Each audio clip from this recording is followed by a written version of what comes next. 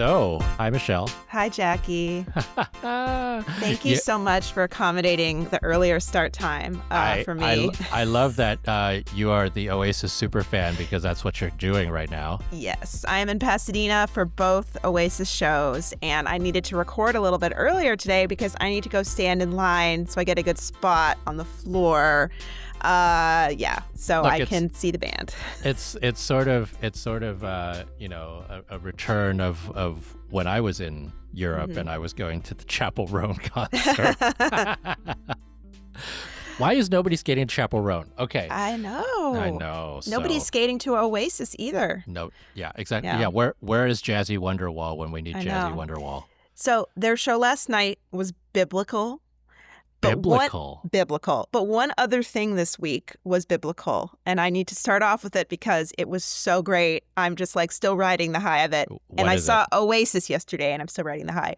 The straight line footwork in Junwon Cha's Rain in Your Black Heart short program. Rain in Your Black Eyes. Rain in Your Black Eyes. Not so much your black heart, but your black eyes. Well, I have a black heart. Okay, but that... Shaylin Bourne, I just want to say thank you for doing what you do. That short program is brilliant. I really like it. There was biblical. So this was at Kinoshita Group Cup, and this was our second Challenger Series event of the year of the season. First one ever in Japan, which is kind of crazy.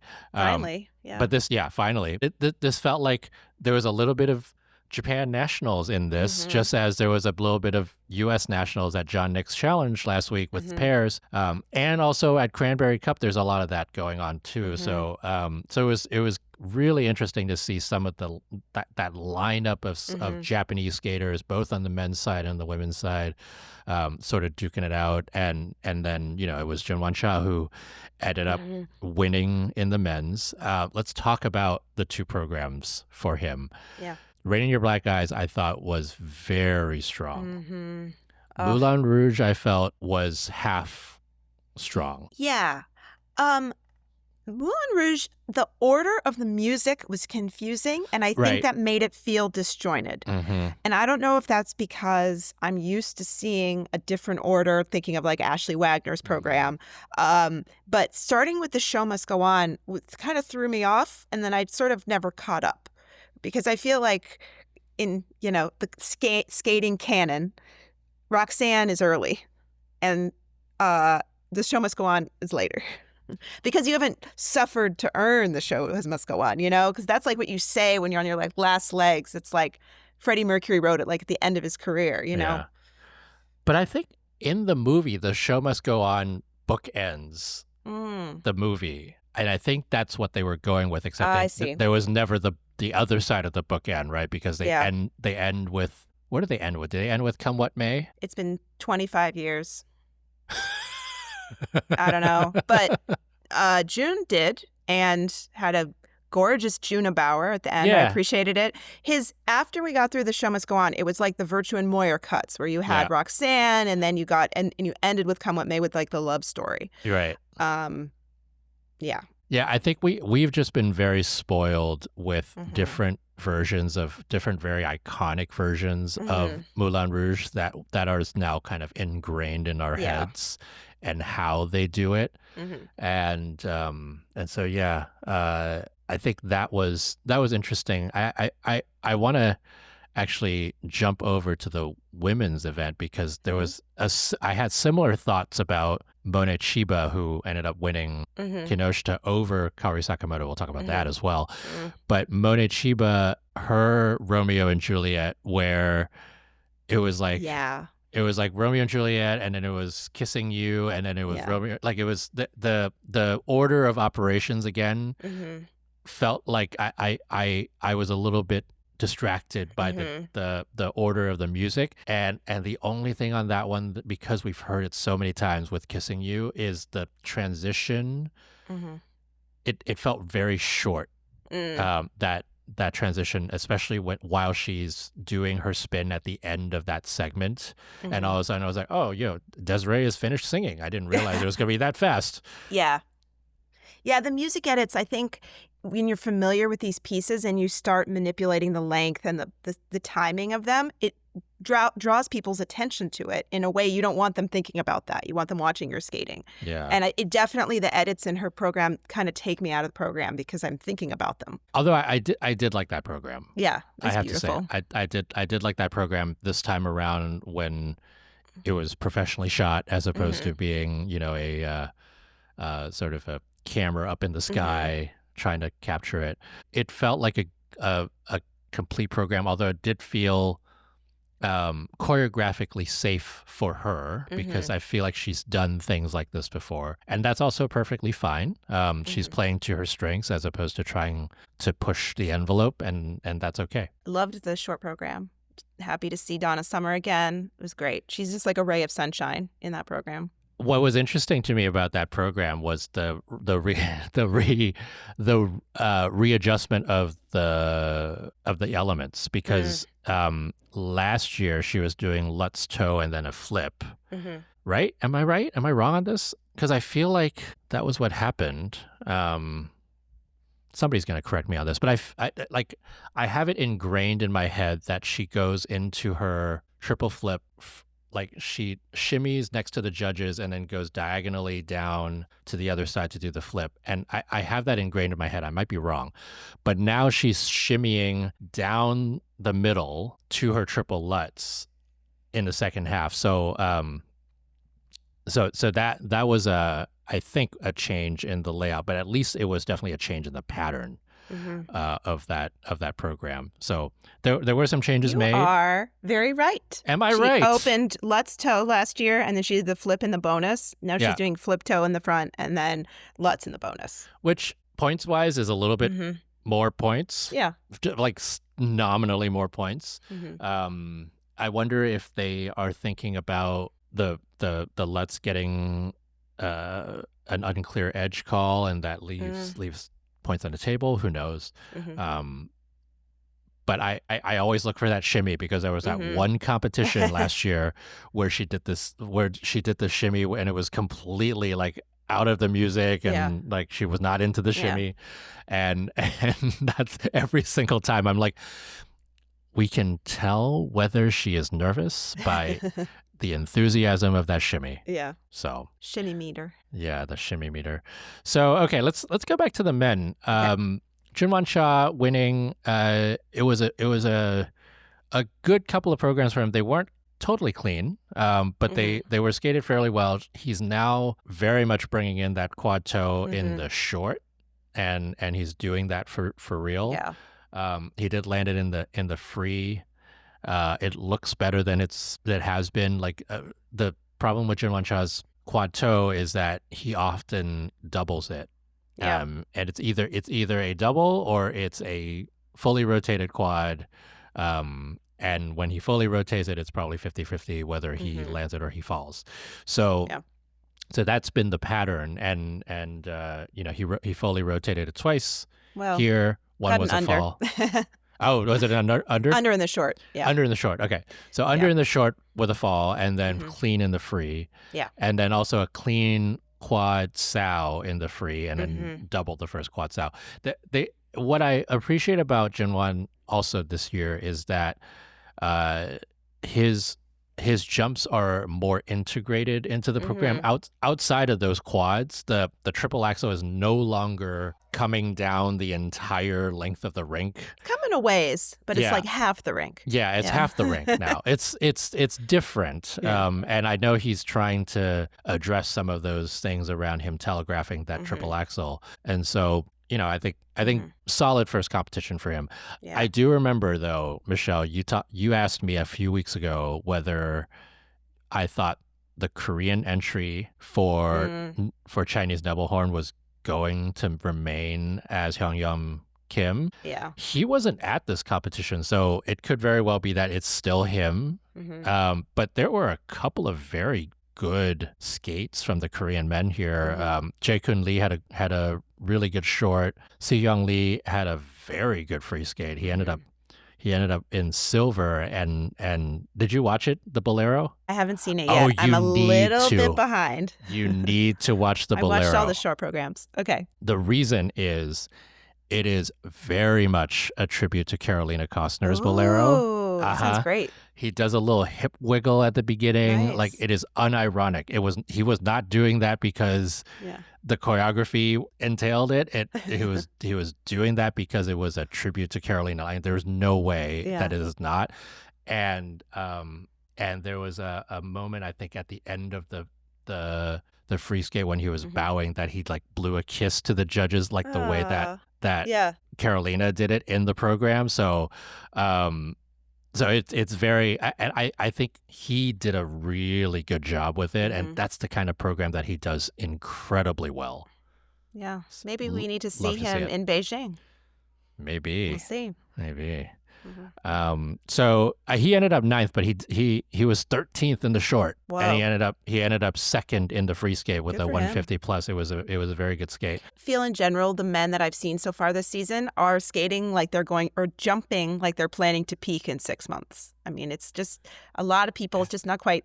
It's not quite there yet. Isn't that the case every year? Well, that's true. That's quite true. Yeah. I mean, let's hope that's the case.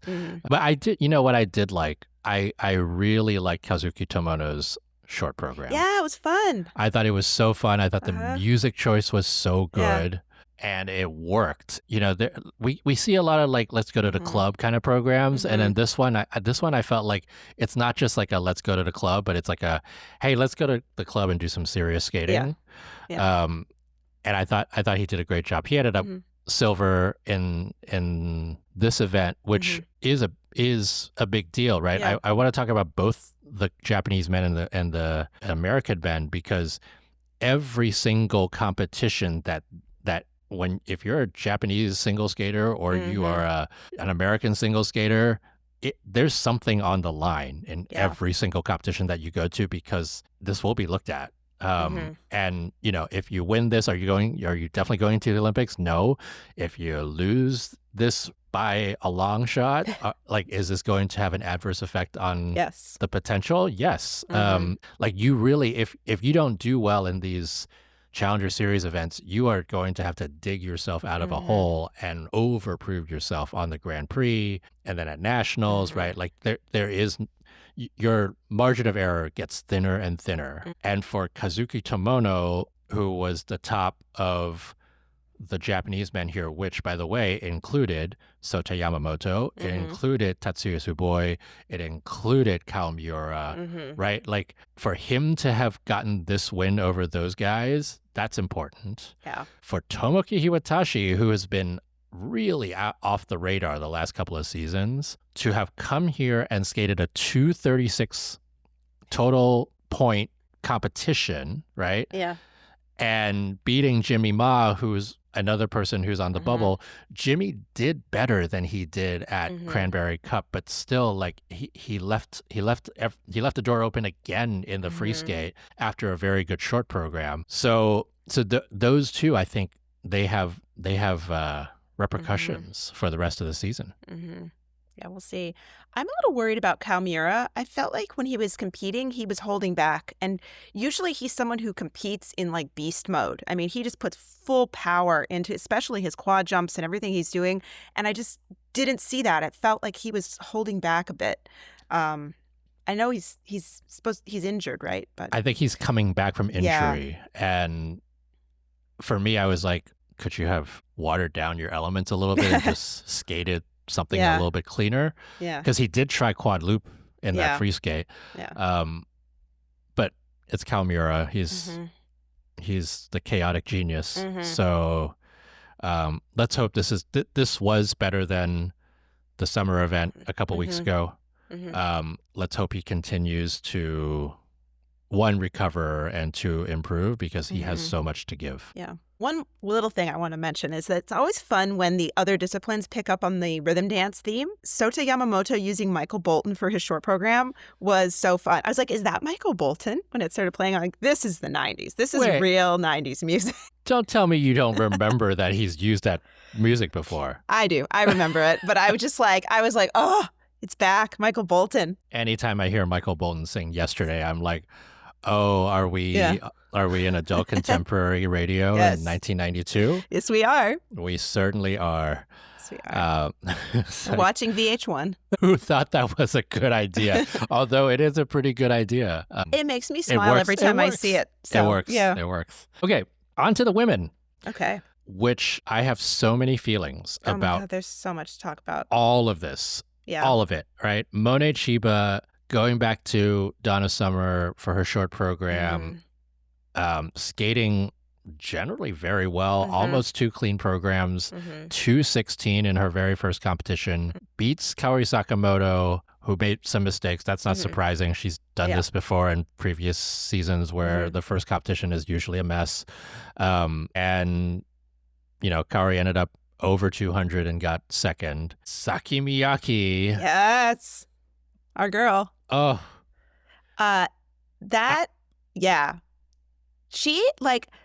She was skating out of her skin in her first international appearance. Like in that short program, she was just in her steps. She was just emoting with her whole body. She was like reaching with her arms out of the building.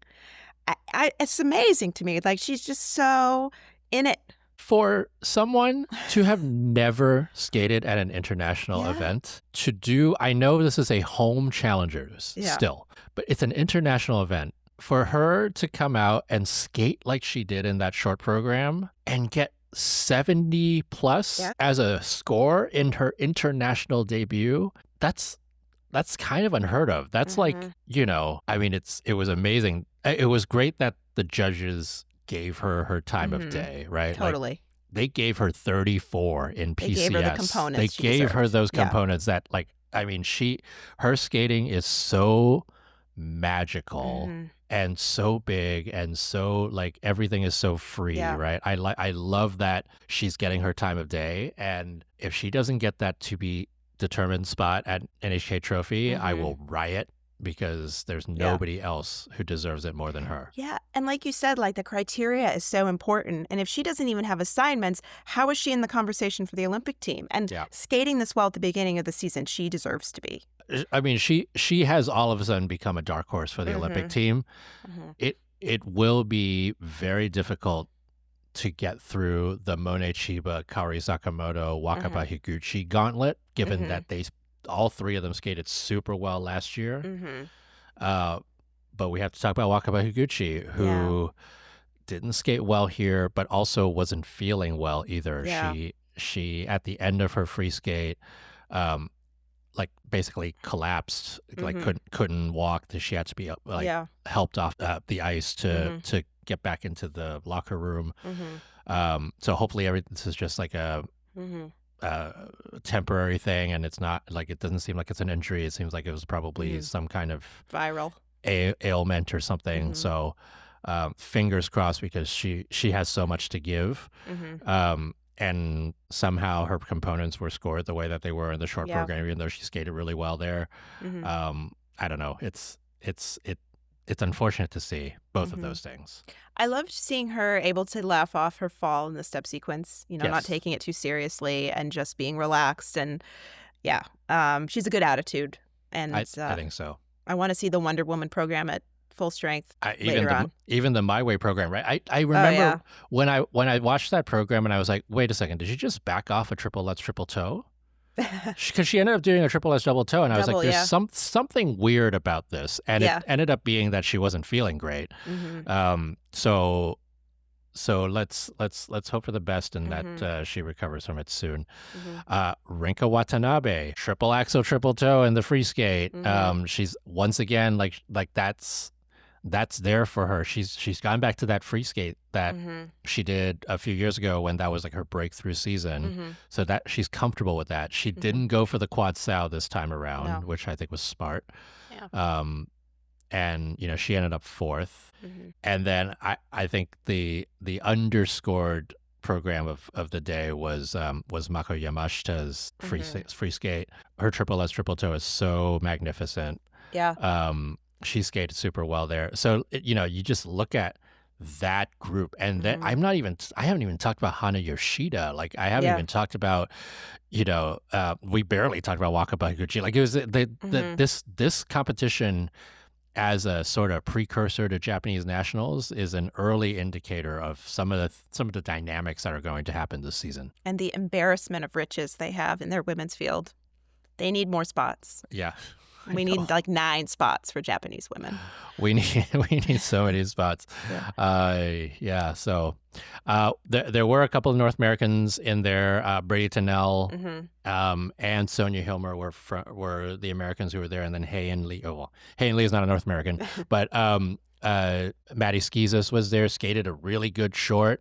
Yeah. And then once again, did not skate this is like a Jimmy Ma from the men's all over again, right? Like very capable. Yeah. Can put down really good short programs, and the free skates just fall apart. Well, I wrote in my notes, after the short program, I felt like Maddie Schizas is feeling the pressure at home, and it's making her skate better. Because the whole last Olympic quad, I think what was missing from her skating was pressure. Yeah, it's just been her. A lot of missed opportunities. And now she has competition at home. She has Gabby Daleman back and competing well. And then Sarabon Dupuis. And her triple axel, which we haven't mentioned yet. Yes. And I saw that short and I was like, oh, Schizas is feeling it. She's buckling down. And then it fell apart in the free skate. It's just, a little worrisome. She's just, she's kind of like Karen Chen. She can be really on when she wants to be. And then other times it's just, She and Karen Chen skating to Butterfly Lovers. Yeah. There's a lot of that. Yeah. I think she will get it together at some point.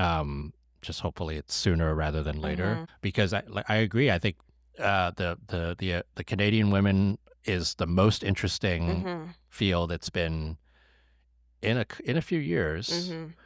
As is the Canadian men, and both of them have one spot. So I didn't even talk. I didn't talk about Alexa Rakic, who skated fairly well skated very well in the short, and then also skated very well in the free skate, and ended up in the top 7 in the men's event. So lots of that going on. Hay and Lee getting 7th, a lot of under rotations and cues. Asen Yun getting 9th. She was, if we remember from last year, kind of the breakout star that was sort of bubbling under the whole season, and it ended up going to Worlds. I think those two, they weren't definitive strong skates for either of them, and so we know that the Korean qualifying process is very different than the American and the Japanese. They rely much more on domestic events and the rankings that happen out of those events. So in some ways, it wasn't the worst thing in the world that they got a couple of jitters out in this competition. We haven't even talked about the other stuff yet. There's so much to talk about. Oh my God. Let's touch on the pairs. Pairs, yes. Let's talk about pairs. Let me start with Nagaoka Moriguchi because they were a pair that we all thought was going to qualify a spot for Japan for the pairs event easily last year, and they didn't. They had a really rough skate in the short program and didn't get out of the short program, and so now they have to go and qualify it at Chinese Nebelhorn. And I think there's a lot of that sort of motivation, prove yourself sort of thing that has translated into a very strong debut for them. 192. Yeah. I mean, you were saying earlier, 180 is probably going to secure an Olympic spot. They're clearing that. So 192 for them, and they are just they are stronger. They are more confident. I remember watching them at Worlds in practice and being like, you're just skating like this. You're just skating so well as a pair now, versus when they first got together and it was very much like, oh, it's two single skaters trying to figure out what they're doing. And they're just very strong. And I love how they have such intuitive, natural speed that it just comes to them so easily. I think doing pair elements, I feel like people new to the discipline tend to slow down a little bit, but they don't. They're just cruising. Yeah. No breaks. They go for it. And the rest of the pairs event was really strong as well. Miura Kihara winning it with two very strong skates. Yeah. And then Metelkina Barulova, which I know you want to talk about because of their free skate music. Yeah. Getting second. So, it was a really, across the board, it was a very, very good competition. I can't wait for Johnny Weir to talk to Metelkina and Barulova and find out what the story is of their free skate, because they had a very interesting kind of Benjamin Button type story last year. I'm sure there's a story here, but I want to know why the phone is ringing on the Triple Lutz throw entrance. I want to know why there are ambulance sounds. I'm sure there's a reason. It was cool. I like kind of seeing this weird stuff once in a while. And with their like big soaring pair elements, it's just kind of like, all right, I'm along for the ride. It's interesting. I just can't get over that we are in 2025 and there are rotary phone ringing sounds that are happening. And I'm just like most of these skaters have never seen a rotary phone. Yeah, that's true. Maybe they still have them in Georgia.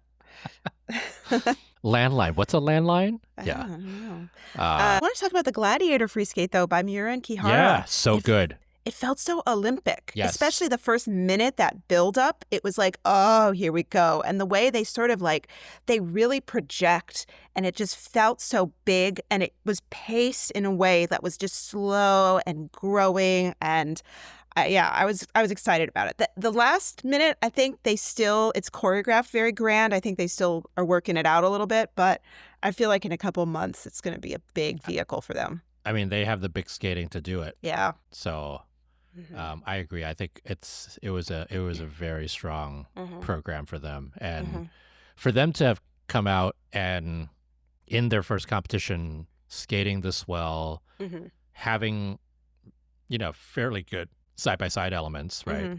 Yeah. They did their triple toe, double axel on the free skate. Yeah.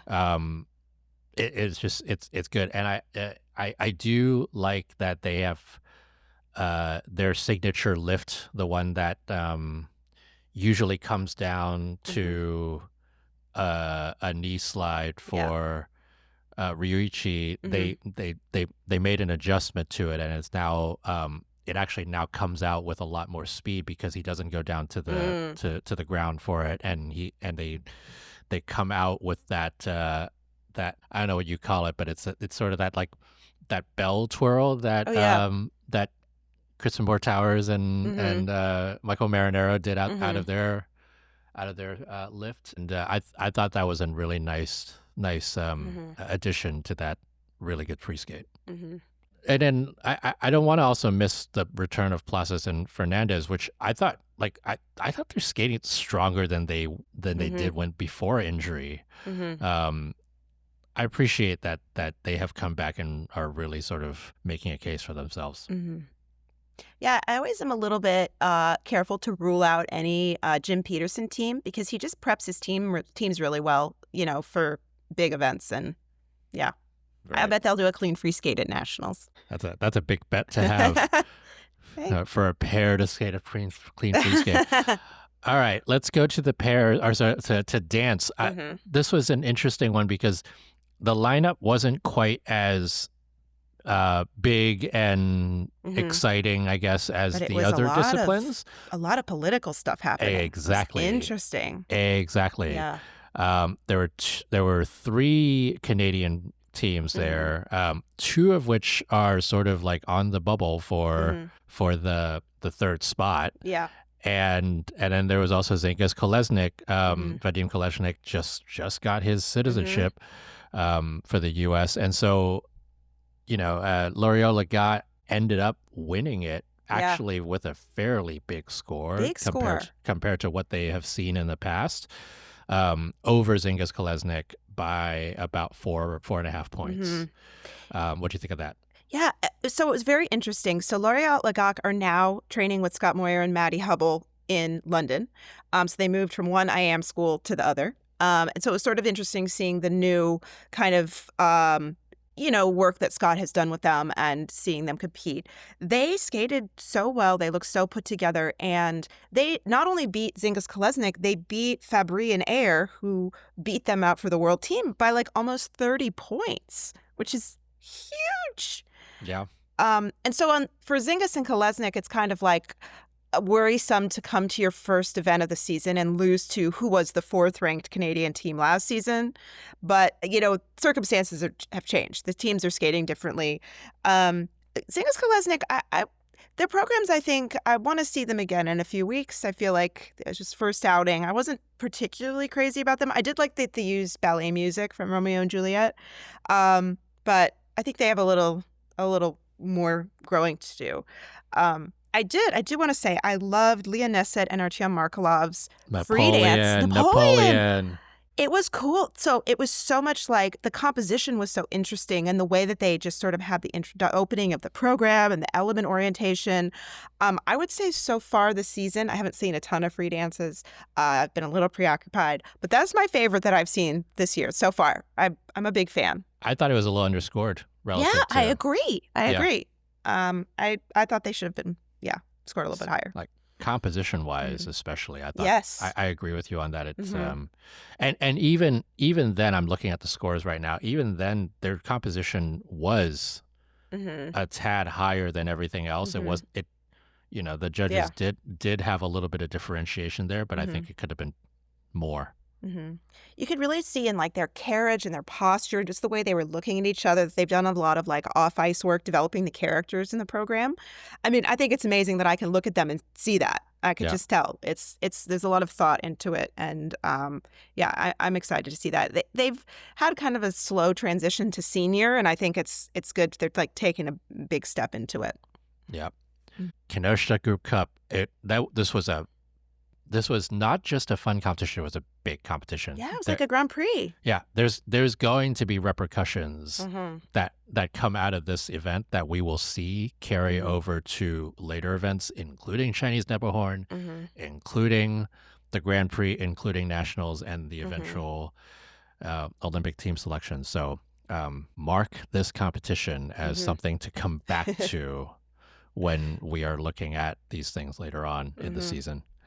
Okay, let's go to the Junior Grand Prix and just end with that, because there's this was also a fun event. I thought the men were very interesting, because you have a Taiga Ishino and Ha Bin Choi both doing multiple quads in their free skate. Ha Bin Choi landing a clean quad Lutz. Crazy. Which maybe a first for a Korean man. I don't have all the numbers in front of me. But really good to see that. For me though, Shun Uemura was like, I thought his skating was so beautiful and just like a really good all around skater. And I thought his PCS could have been bigger because of it, but he ended up getting third. It was a good men's event all around. And then if you look at the women, the women were it was maybe less competitive and less clean than we've seen in the last few junior Grand Prix. Mistakes from the top women, none of them broke 190 for their total scores. I mean, it's the Junior Grand Prix for women. Yeah. It's oftentimes like an embarrassment of riches of these Japanese, Korean, and sometimes the Chinese and American women coming in and skating super well. And so, not that it was a bad competition, it was just not up to the ridiculously high standards that we have seen. Yeah.